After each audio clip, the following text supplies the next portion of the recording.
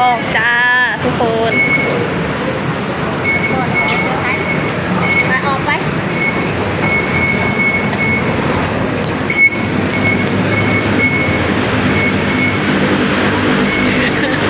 เนื้อสาวเพิ่นกับโมฮูอยากหัวเนี่ยตกใจมั้งตกใ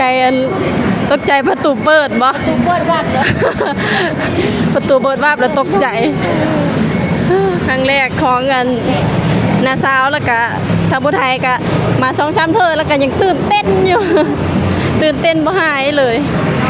อันนี้คือสกายวอล์กแบบคนเดินนี่ก็สกายวอล์กมันเนี่ยว่าพี่น้องนาซาวมาอยู่ประเทศไทย30 กว่าปีแล้วมีคนจักสกายวอล์กเขาก็สกายวอล์กก่อนแม่นแบบคนเดินในสกายวอล์กในนี่นะเหรอมันจะเห็นแบบมีคนเดินไล่ๆนี่แถวนี้นี่เจ้าแม่นสกายวอล์กเรียกว่าฝรั่งเรียกว่าสกายวอล์กคนไทยนี่แหละเป็นเรียกว่าสกายวอล์กเหรอเรื่องภาษาอังกฤษว้าวสีแยกอโศกมนตรีดู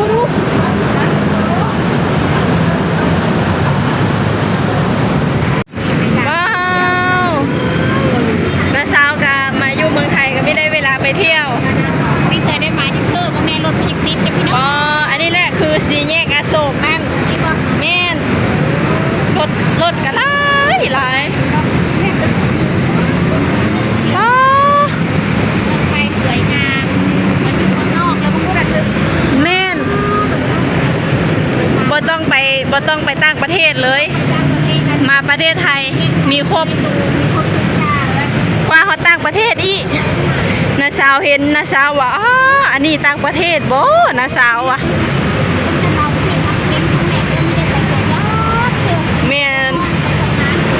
แต่อยู่ห้องก็ทำงานเพิ่น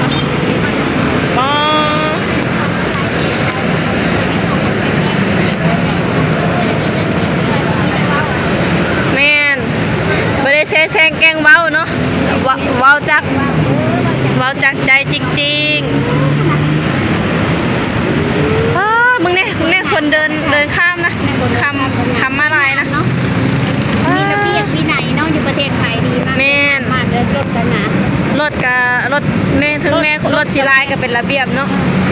ถึงว่ารถชิติดก็เป็นแถวยาวเลยได้เนาะไม่ได้แบบว่าส้มเปเลยกัน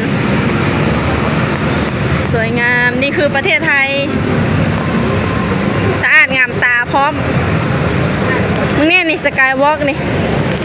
คนเดินเป็นร้อยเป็นพันนะยังเริ่มปิ๊งอยู่สะอาดนี่ที่สำคัญประเทศไทยยักมาข้างพี่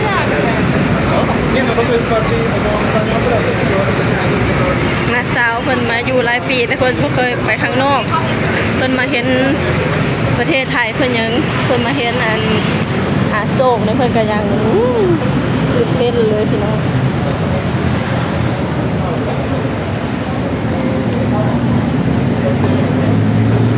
ว้าวรถหลายงานเลยว้าวมีแต่ตึกสูงขนาดรถหลายพี่น้องเป็นระเบียบเรียบร้อยดีลิประเทศไทยพี่น้องรถหลายก็เป็นระเบียบเรียบร้อยดีขนาดคืออยู่ต่างประเทศ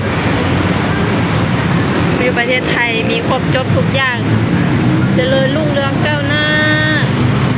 สวยงามทางนะ1 2 3 4 5 6 7 8 9 เลนทางหลายเลนสถานีรถไฟอยู่อันหนึ่งรูปตึ้งสวยงามน่าที่ถ่ายมาว้าวมุมตึกสวยสอนอีลีนี่คือประเทศไทยทั้งสถานี BTS สถานีรถไฟใต้ดินคนแน่นหนาอีลีทุกคนคนร้ายค่ะแบงค์เหมือนจะได้ใบเดียวค่ะเอาแบงค์100ไหมคะ เอาแบงค์หยอดได้แค่ใบเดียวใช่ค่ะแต่ว่าได้บ่แบงค์100 ดีใช่ไหมคะ ใช่ค่ะเพชรบุรี อันนี้ใกล้ๆโอ้ยสถานีเดียวเอง17 บาทนะคะใส่แบงค์20 17 บาท ใส่แบงค์20ไปเลยค่ะโอเค โอเคค่ะ โอเคมาละ มาแล้วโอ้ขอบคุณนะคะ ขอบคุณพี่คนสวยค่ะน้าสาวเพิ่นบ่ฮู้เนาะ เพิ่นตื่นเต้น น้าสาวเพิ่นก็หากะสิเคยมาขี่อีกเนาะเคยมานั่งรถไฟใต้ดินเนาะเจอแล้วค่ะ คนก็เยอะเยอะแล้วก็ไปอ่านเบิ่ง ไม่รู้เธอว่าไปเพชรบุรีทางไหนฉันก็จะดูว่าทาง โอ้ยวันนี้คนเยอะมากจริงๆเลยค่ะทุกคน คนเยอะที่สุดเลยเวลาเลิกงานด้วย